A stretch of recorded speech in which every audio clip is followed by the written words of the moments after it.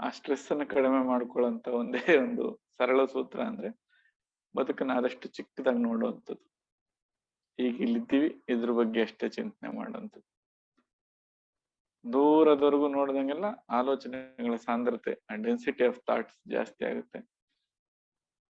ಆ density of ಥಾಟ್ಸ್ಗೆನೆ stress ಅಂತ ಕರಿತೀವಿ. ಅಧಿಕ ಒತ್ತಡ, ಏನು ಮಾನಸಿಕ ಚಿಂತನೆಗಳ ಅಧಿಕ ಒತ್ತಡಕ್ಕೆ ನಾವು ಸ್ಟ್ರೆಸ್ ಅಂತ ಕರಿತಾ ಇದ್ದೀವಿ. ಅದ್ ಯಾವಾಗ ಜಾಸ್ತಿ ಆಗುತ್ತೆ? ದೀರ್ಘವಾಗಿ ಚಿಂತನೆ ಮಾಡಿದಾಗ. ಈ ಕಾಲನ್ನ ಕಡಿಮೆ ಮಾಡ್ಬಿಟ್ರೆ ಇಲ್ಲಿಗೆ ಮಾತ್ರ ಚಿಂತನೆ ಮಾಡುತ್ತಿದ್ದ. ಈಗ ಈ ಕ್ಷಣದಷ್ಟೇ ಯೋಚನೆ ಮಾಡಿದ್ರೆ ಆ ಚಿಂತನೆಗಳು ತುಂಬಾ ಕಡಿಮೆ ಆಗ್ತವೆ. ಅದರ ಡೆನ್ಸಿಟಿ ಯಾವಾಗ ಕಡಿಮೆ ಆಗುತ್ತೋ ಅದಕ್ಕೆ ನಾವು ಆನಂದ ಅಂತ ಕರಿತೀವಿ, ಸಂತೋಷ ಅಂತ ಕರಿಬಹುದು. ಬಹುಶಃ ಮನಸ್ಸು ಇಲ್ದೇನೆ ಹೋದ್ರೆ ಆಗ ಅದಕ್ಕೆ ಆನಂದ ಅಂತ ಕರಿಬಹುದು.